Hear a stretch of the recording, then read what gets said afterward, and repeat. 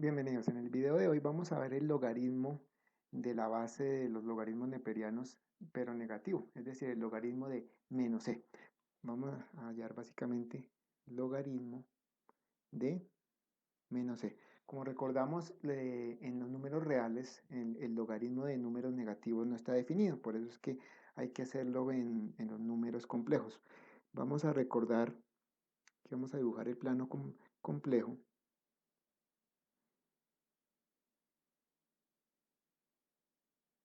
Este plano complejo, vamos a recordar que sobre el eje que habitualmente denominamos Y va la parte imaginaria, esta sería la parte imaginaria positiva, esta sería la negativa, aquí va la parte real, en esta parte pues sería la parte real positiva y aquí la parte real negativa. Entonces si nosotros dibujamos un número complejo aquí como vector, que lo observamos, entonces lo podemos expresar como sus componentes, en la parte X que sería R coseno de un ángulo teta, que sería este ángulo de acá, y como r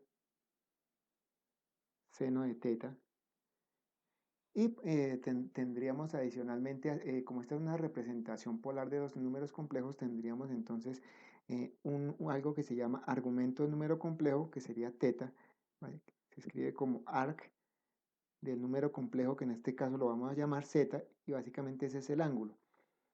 Ese ángulo, por lo general, está definido como un ángulo que es el básico, digamos, por ejemplo, sería este teta de acá, ¿sí? Más un 2pi que n. Esto significa, pues, básicamente, pues, que como estamos hablando de funciones cíclicas, como el seno y el coseno, pues, que este ángulo se va a repetir. A este ángulo aquí sería teta sub 0, a este ángulo se llama ángulo principal. Y el número complejo z, entonces se expresaría como r, entonces por el coseno de teta más i por el seno de teta. Si nosotros recordamos esta parte de acá, coseno de teta más i seno de teta, es una de las fórmulas de Euler. Entonces nosotros podemos escribir este z, básicamente como z va a ser igual a este r por e a la i teta. Entonces, esta sería también una expresión para el número complejo, pero expresado con la identidad de Euler. Y este r, vamos a colocar aquí r, pues va a ser igual a la raíz cuadrada de x cuadrado más y cuadrado. Entonces, a partir de esta definición, nosotros podemos hallar el logaritmo de un número, generalizándolo ya no solamente para un número real, sino también para un número complejo. Bueno, aquí me falta algo que sería definir el ángulo teta. Ángulo teta sería igual al arco tangente de y sobre x. Ahora vamos entonces a definir la fórmula para el logaritmo general de un número complejo. Entonces, partiendo de la definición acá, de lo que hallamos de que z es igual a r por e a la i teta, si nosotros sacamos logaritmo a ambos lados, logaritmo de z, esto va a ser igual a el logaritmo de r por e a la i teta. Nosotros nos damos cuenta pues que esto es un producto, entonces el logaritmo de z va a ser igual al logaritmo de r más el logaritmo de e a la i teta. Esta es la fórmula de suma de los logaritmos en base al producto. Entonces aquí vamos a simplificar. Logaritmo de z va a ser igual al logaritmo de r más el logaritmo de e a la i teta. Como esta es la base del logaritmo natural, entonces aquí lo que hacemos es bajar este i teta, entonces más i teta, y nos quedaría el logaritmo de e, pero como esa es la base del logaritmo natural, entonces eso es 1. Entonces la fórmula general sería entonces logaritmo de r más i teta. En algunas partes también uno encuentra la definición de que el logaritmo de z que va a ser igual, pues al logaritmo de el valor absoluto o de r, perdón, de z, que pues básicamente es el radio, más i como aquí estamos, nos damos cuenta que aquí vemos el ángulo teta, pues lo podemos expresar aquí como argumento de z, que básicamente es esto mismo, es decir, que el argumento de z aquí, como nos damos cuenta, es teta, y teta pues va a ser la arcotangente de y. Vamos a ver un ejemplo para ilustrar cómo se saca ese logaritmo.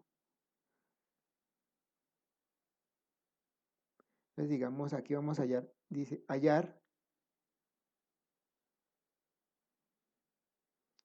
el valor principal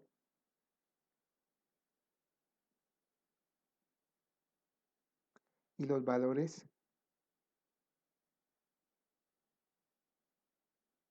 Y cuando nos referimos al valor principal, pues nos estamos refiriendo básicamente al ángulo que sería este teta sub 0, pues porque ese es el que va variando, ¿no?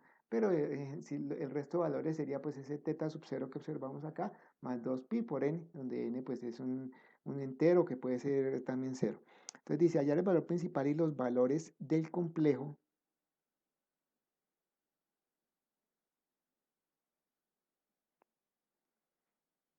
z igual a 1 más i.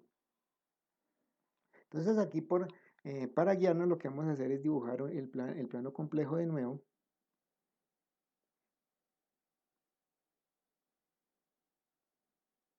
Entonces nos damos cuenta que la parte que sería la parte real, como nos damos cuenta aquí arriba, pues es la parte de x, entonces digamos que sería aquí en esta parte 1, y el coeficiente que acompaña al i pues también sería 1, entonces podría ser acá. Entonces podemos definir aquí el complejo como este vector que iría en este primer cuadrante.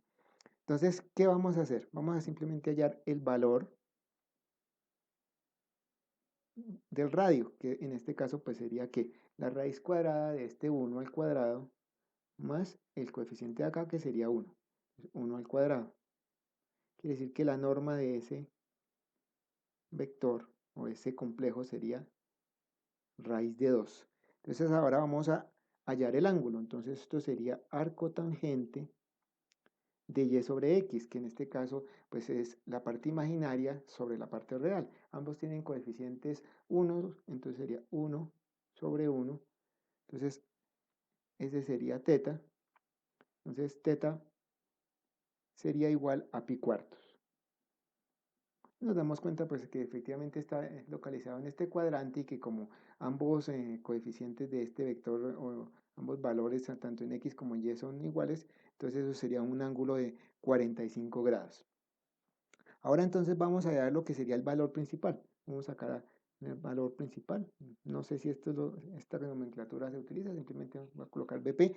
Entonces, ¿qué sería igual?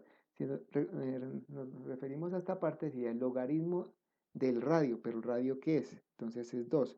Entonces, nosotros perdón, raíz de 2. Logaritmo de raíz de 2. Más. Aquí tenemos que el logaritmo del radio más i por el ángulo, que este sería teta. ¿Qué sería aquí? Pi cuartos. Entonces, este sería lo que nosotros llamaríamos el valor principal, porque solamente está teniendo en cuenta el ángulo, digamos, el ángulo básico que hayamos. Y ya en general, entonces, el logaritmo de z, expresándolo más genérico, pues, ¿qué sería igual?